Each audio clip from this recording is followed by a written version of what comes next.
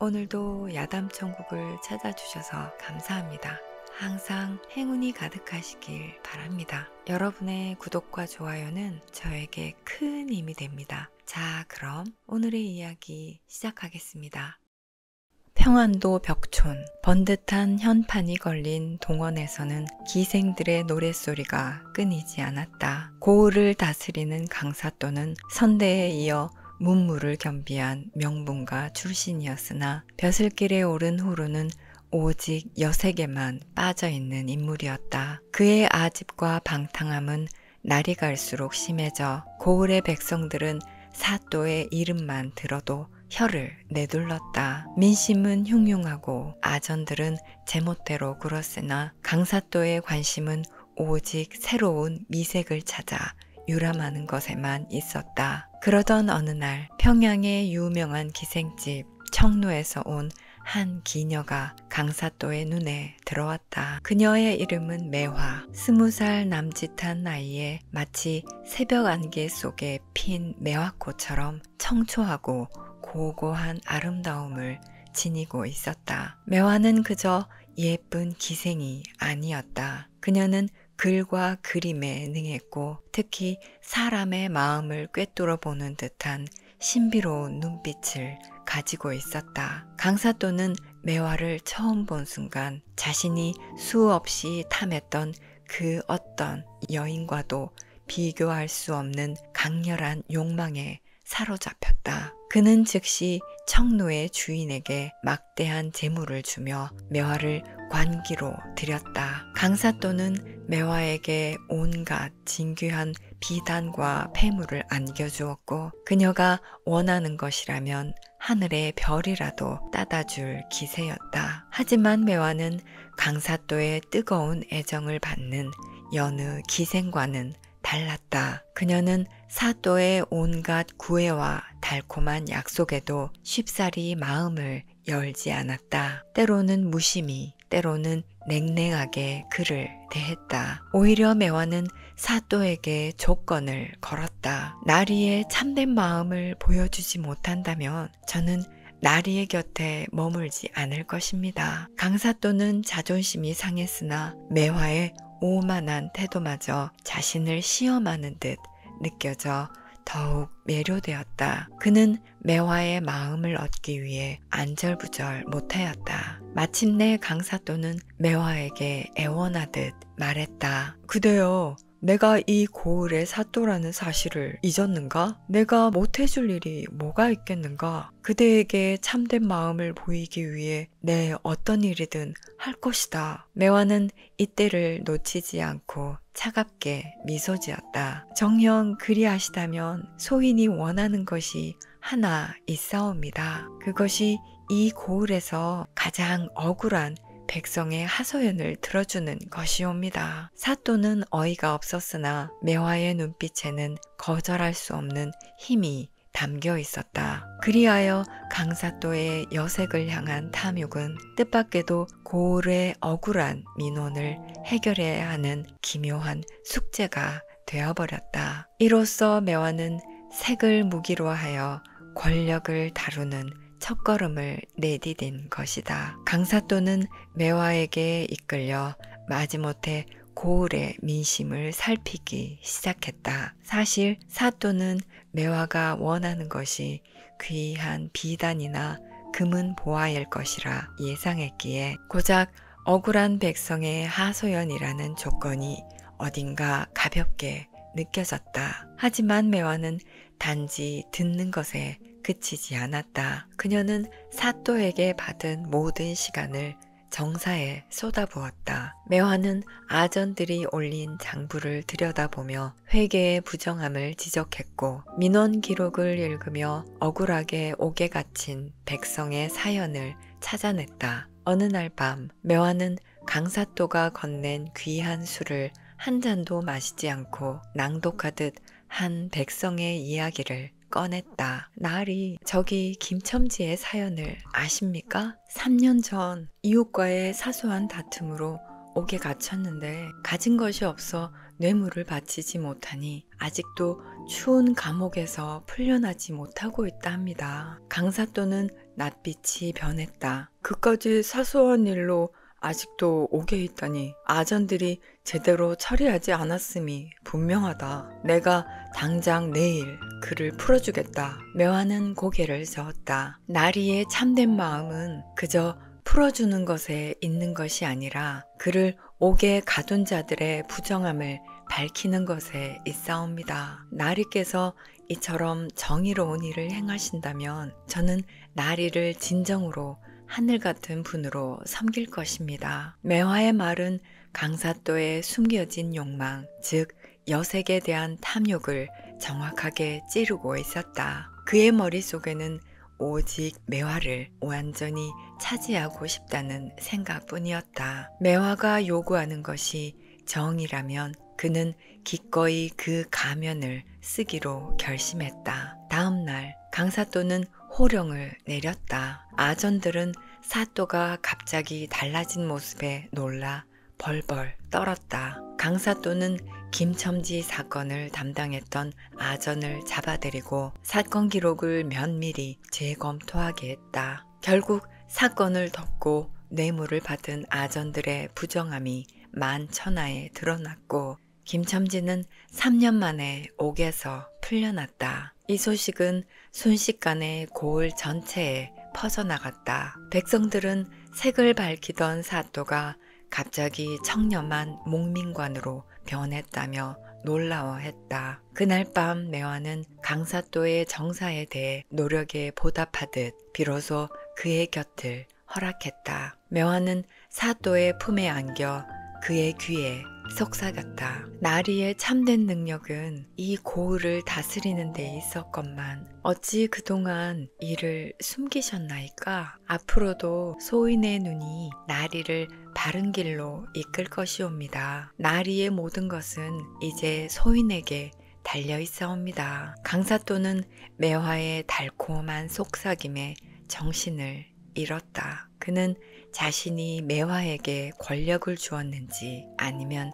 통제를 당하고 있는지 깨닫지 못했다. 이처럼 매화는 자신의 미색과 지혜를 이용하여 사또의 권력을 조금씩 자신의 소나귀에 넣고 있었다. 고을 백성들의 억울함을 풀어주는 정의는 매화가 강사또를 조종하는 교묘한 계략의 시작이었다. 강사또가 김첨지를 풀어주고 부정부패를 척결하자 고을은 잠시 술렁거렸으나 곧 평화가 찾아오는 듯 했다. 하지만 이 평화는 곧 깨지게 되었다. 사또의 갑작스러운 변화로 가장 큰 피해를 본 것은 바로 고을의 아전들이었다. 그들은 오랫동안 사또의 눈을 피해 뒷돈을 챙기고 민원을 묵살하며 부를 축적해왔는데 매화라는 기녀 한 명 때문에 그들의 밥줄이 위토려워진 것이다. 탐욕스러운 이방 김서리를 필두로 한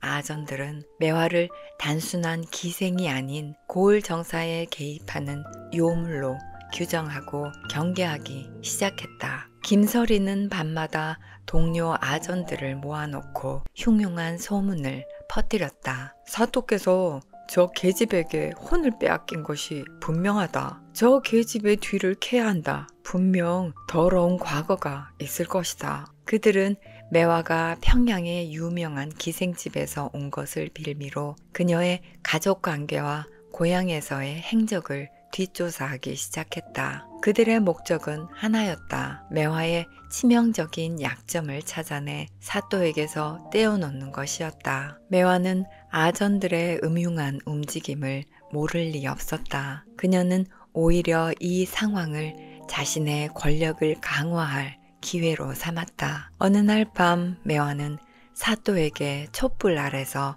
조용히 술을 올렸다. 그녀의 얼굴에는 걱정스러운 기색이 가득했다. 나으리, 소인이 나리의 곁에 머무는 것이 영광이오나 소인 때문에 나리께서 위험에 처하실까 두려워 밤잠을 이루지 못하고 있습니다. 강사또는 매화의 눈물에 마음이 무너졌다. 무슨 소리를 하는가? 이 고을에서 내게 감히 위해를 가할 자가 누가 있단 말인가? 나리는 모르시옵니다. 나리의 올곧은 정사가 누군가의 탐욕을 찌르고 있습니다. 특히 저 이방 김설이는 나리를 등에 업고 고을을 좀먹던 자인데 나리의 변화를 가장 두려워하고 있습니다. 그는 소인을 제거하려 들 것이고 그리 되면 나리께도 큰 화가 미칠 것이옵니다. 매화는 사또의 품에 더욱 깊숙이 파고들며 속삭였다. 소인의 목숨은 아깝지 않으나 나리의 권위가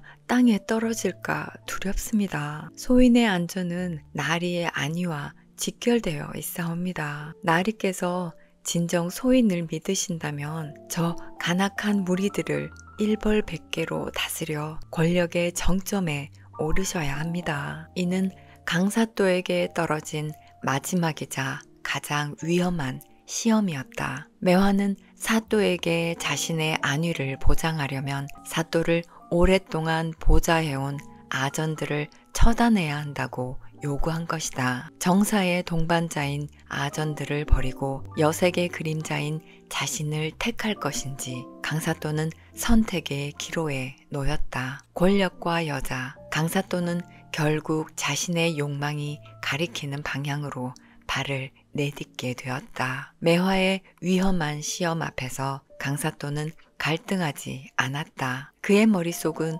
오직 매화의 몸과 마음을 영원히 독차지하고 싶다는 탐욕으로 가득했다. 매화가 원하는 것이 권력의 공고함이라면 그는 주저없이 칼을 휘두르기로 결심했다. 다음 날 아침 강사또는 동원의 벼락 같은 호령을 내렸다. 이 고을의 기강이 땅에 떨어지고 아전들이 백성을 착취하는 악행이 극에 달했다. 백성의 피를 빨아 사리사욕을 채운 이방 김설이를 당장 포박하라. 김설이는 자신이 사또의 가장 오래된 신복이라고 자만했기에 이 갑작스러운 처벌에 놀라 나졸들 앞에서 무릎을 꿇고 눈물로 호소했다. 나리, 소인은 나리를 모신 지 10수년입니다. 저 기생의 말만 듣고 시인이를 버리시면 안 됩니다. 저 계집은 요물입니다. 하지만 강사또는 그의 애원을 들은 척도 하지 않았다. 김설이를 비롯하여 매화에게 반기를 들거나 사또의 비위를 맞추지 못한 아전들은 줄줄이 파직되거나 엄벌에 처해졌다. 강사또의 과감한 결단에 고을 아전들은 매화가 바로 숨겨진 권력자임을 깨닫고는 매화 앞에서 몸을 낮추기 시작했다. 백성들은 사또가 개과천선하여 탐관오리를 척결했다며 열렬히 환영했다. 이러한 사또의 극단적인 치세는 순식간에 조정에까지 소문이 전해졌다. 파직된 아전들이 상경하여 사또의 방탕함과 매화의 농단을 고발했기 때문이다. 이에 조정에서는 강사또의 변화를 의심하여 충직한 감찰관 한대감을 비밀리에 파견하였다. 며칠 후 동원에 도착한 한 감찰관은 사또가 밤낮 없이 매화만을 곁에 두고 국정을 논한다는 소문을 확인하고 경악했다. 그는 사또를 따로 불러 조용히 경고했다. 강사또, 본관이 나리를 믿어 이 자리까지 왔소. 허나 듣자 하니 나리가 오직 한 기녀 말에만 의지하여 조정을 농단하고 있다는 흉흉한 소문이 조정에까지 파다하오. 강사또는 얼굴을 붉히며 변명했다. 대감, 소인이 어찌 여색에 빠지겠습니까? 매화는 비록 천한 기생이나 고을의 정사를 꿰뚫어보는 현명한 눈을 가졌습니다. 소인은 그녀의 조언을 받아 청정한 정치를 베풀고 있습니다. 한 감찰관은 깊은 한숨을 내쉬었다. 나리의 눈이 이미 그 기녀의 미색에 가려진 것이요. 권력은 달콤하나 여인의 유혹은 그 권력을 단숨에 무너뜨릴 수 있는 독이요. 나리는 당장 그 여색을 멀리하고 오직 백성의 안위만을 생각해야 할 것이요. 그렇지 않으면 나리의 벼슬과 목숨이 위태로울 것이요. 강사또는 감찰관의 경고를 귓등으로 흘렸다. 그에게 매화의 달콤한 속삭임은 천하의 어떤 충언보다 더 달콤하고 강력했기 때문이다. 사또는 자신을 경고한 한감찰관의 존재마저도 매화에게 자신의 충성심을 증명해야 하는 새로운 장애물로 인식하게 되었다. 이제 매화는 사또의 모든 권력을 손에 넣었고 그 권력을 통제할 유일한 위협인 충신의 경고마저 사또 스스로 무시하도록 만들었다. 그녀의 복수극은 더욱 치밀하고 은밀하게 진행되기 시작했다. 강사또가 충신의 경고마저 무시하고 매화의 편에 서서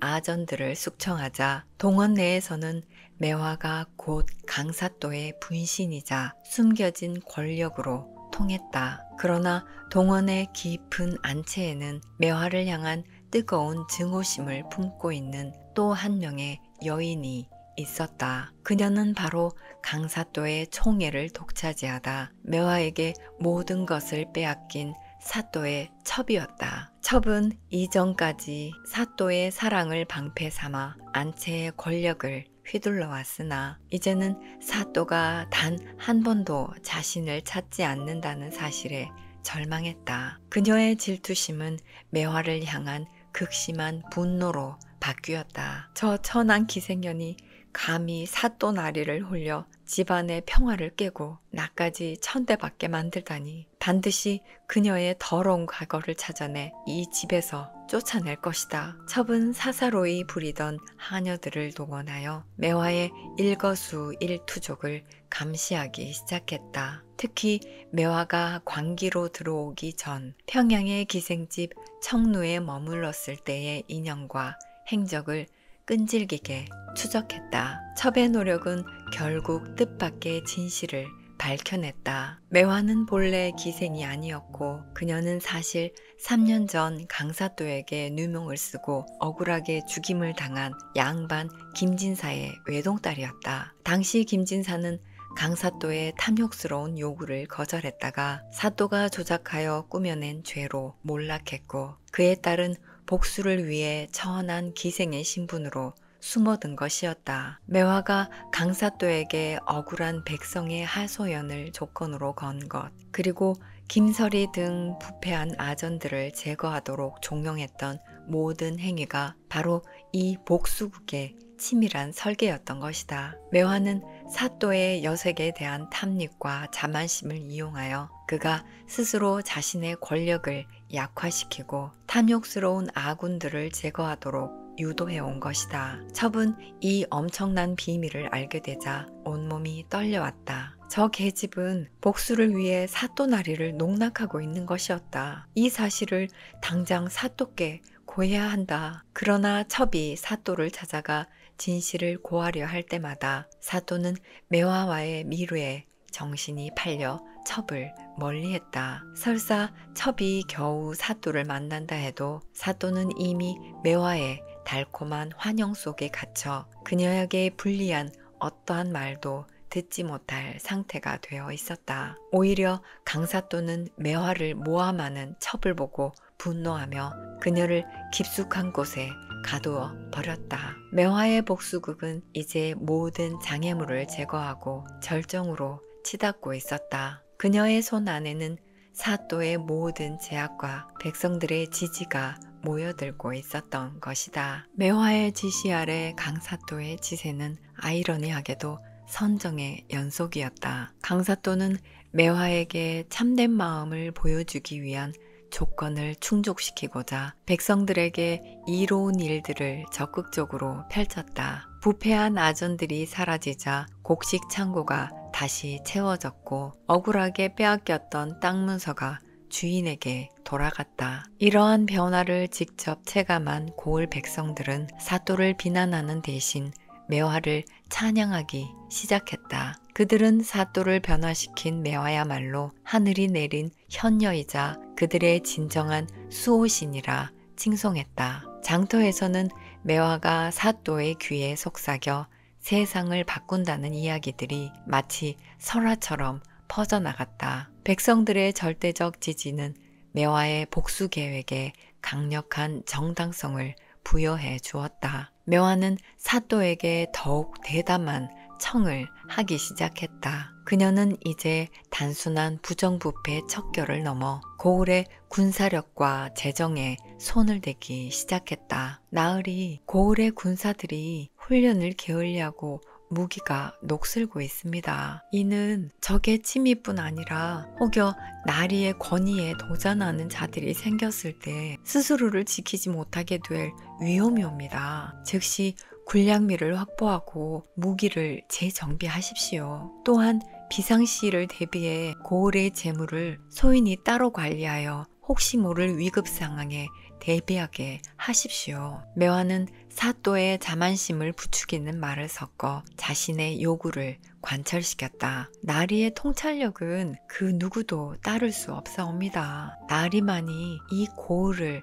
이끌어 갈 수 있습니다. 소인은 그저 나리의 손과 발이 되어 나리의 안위만을 지킬 뿐이옵니다. 강사또는 이미 매화의 달콤한 칭찬과 순종하는 태도에 완전히 속아 넘어간 상태였다. 그는 자신이야말로 미색과 권력을 동시에 장악한 현명한 통치자라 착각했다. 결국 강사또는 매화의 말대로 고을의 군량미와 재물을 특정 장소에 비밀리에 모으는 지시를 내렸다. 매화는 이 모든 과정을 꼼꼼히 기록하고 증거를 모았다. 이 행위는 군사 재물을 사적으로 유용하고 재산을 횡령했다는 명백한 대역죄에 해당하는 것이었다. 강사또는 매화를 향한 애정과 욕망 때문에 자신의 벼슬과 목숨을 걸어야 하는 결정적인 실책을 저지른 것이다. 결국 강사또의 독단적인 재물 축적과 군사력 동원 소문은 매화의 계획대로 곧장 조정의 귀에 들어갔다. 조정 대신들은 사또가 혹시 반역을 꾀하는 것이 아닌지 의심하기 시작했다. 머지않아 그를 파멸로 이끌 조정의 특사가 이 고을을 향해 그림자처럼 다가오고 있었다. 강사또의 결정적인 실책, 즉 고을의 군량미와 재물을 사적으로 유용했다는 혐의는 매화의 계획대로 조정에까지 보고되었다. 대신들은 강사또가 매화에게 홀려 역모를 꾀하는 것이 아닌지 의심했고 이 사건을 조사하기 위해 암행어사가 고을로 급파되었다. 어느 날 고을의 저작거리에 거지 행색을 한 사내가 나타났다. 이 사내가 바로 사또의 부정을 낱낱이 파헤칠 암행어사였다. 암행어사는 고을 백성들에게 강사또의 치세에 대해 물었고 놀랍게도 백성들은 사또를 비난하는 대신 매화 기녀의 현명함을 칭송하며 연이은 선정을 자랑스럽게 이야기했다. 날이 전에는 탐관오리들 때문에 살 수 없었는데 매화낭자가 온 후로 사또께서 귀신처럼 악인들을 솎아내셨소이다. 그분 덕분에 우리 고을은 다른 것보다 훨씬 평화롭습니다. 매화낭자는 이 고을의 복덩이입니다. 백성들의 매화에 대한 절대적인 지지는 암행어사에게도 예상 밖의 일이었다. 사또는 여색에 빠졌으나 그 여색이 백성에게는 이로웠다는 기묘한 상황에 처한 것이다. 그 사이 강사또는 조정의 압박을 감지하고 두려움에 떨기 시작했다. 그는 자신이 저지른 재물 횡령이라는 대역죄의 무게를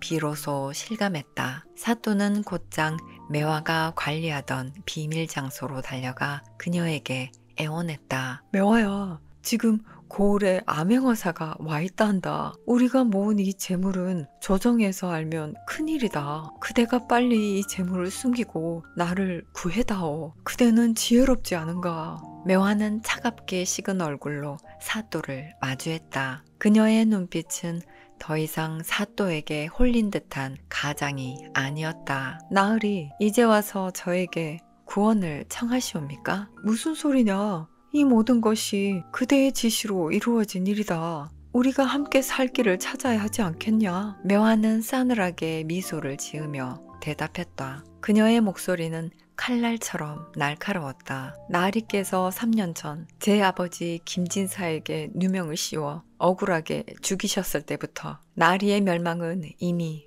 정해진 수순이었사옵니다. 강사또는 귀를 의심했다. 무슨 소리 하는 것이냐? 김진사? 그대가 김진사의 딸이란 말이냐? 이제야 아시겠습니까? 나리의 탐욕과 여색이 나리 자신을 올가맨 밧줄이었음을. 소희는 복수를 위해 기생의 옷을 입었고 나리의 가장 깊은 욕망을 파고들어 이 모든 것을 계획했사옵니다. 나리는 스스로 탐관오리를 숙청하고 백성을 보살펴 선한 통치자라는 명분을 쌓았지만 결국은 군량미와 재물을 횡령한 대역죄인이라는 진정한 죄목을 뒤집어쓰게 된 것이옵니다. 강사또는 매화의 정체와 진실을 깨닫는 순간 머리가 백지장처럼 하얗게 변했다. 그가 그토록 사랑하고 맹신했던 미색이 사실은 자신을 파멸로 이끌기 위한 만들어진 가장 완벽한 독이었던 것이다. 매화는 더 이상 사또를 돌아보지 않았다. 그녀는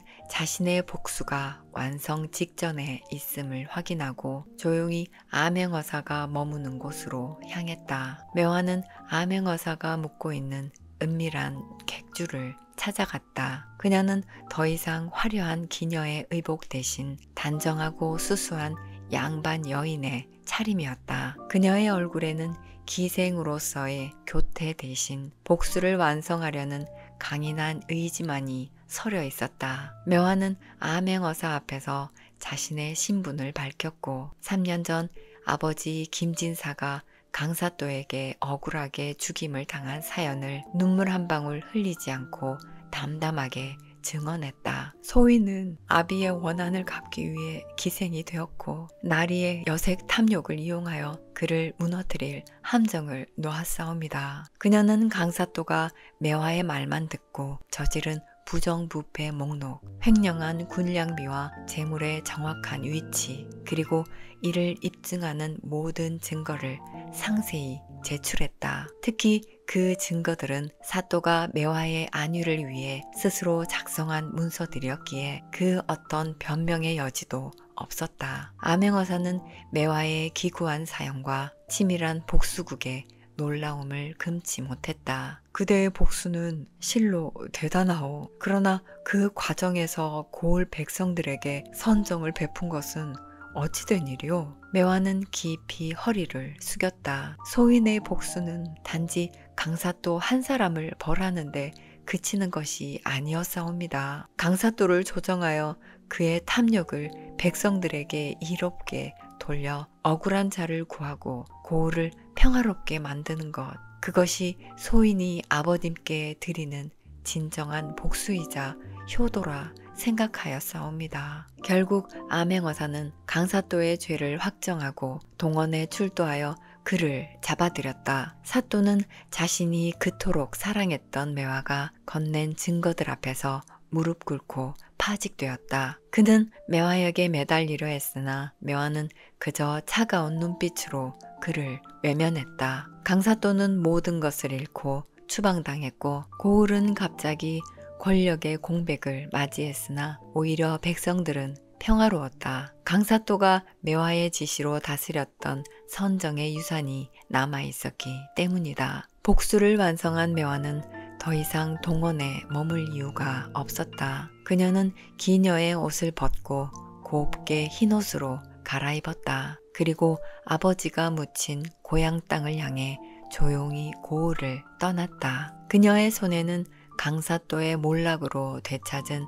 아버지의 명예와 자신의 자유만이 쥐어져 있었다. 고을 백성들은 매화의 행방을 알지 못했으나 그녀가 다녀간 뒤 찾아온 평화는 오래도록 지속되었다. 그들은 여인의 지혜와 한이 고을을 잠시 다스렸다는 기묘한 이야기를 잊지 못하며 그녀를 매화낭자라 부르며 기억하였다. 세월이 흘러 권력은 바뀌고 사람은 잊히기 마련이나 세계 눈먼 권력이 결국 한 여인의 복수심에 의해 무너졌다는 이 이야기는 오래도록 사람들의 입에서 입으로 전해졌다. 권력의 단맛에 취해 사람의 마음을 잃는다면 그 어떤 달콤한 유혹도 결국 자신을 겨누는 차가운 칼날이 될 수 있음을 이 이야기는 우리에게 깊은 여운을 남긴다.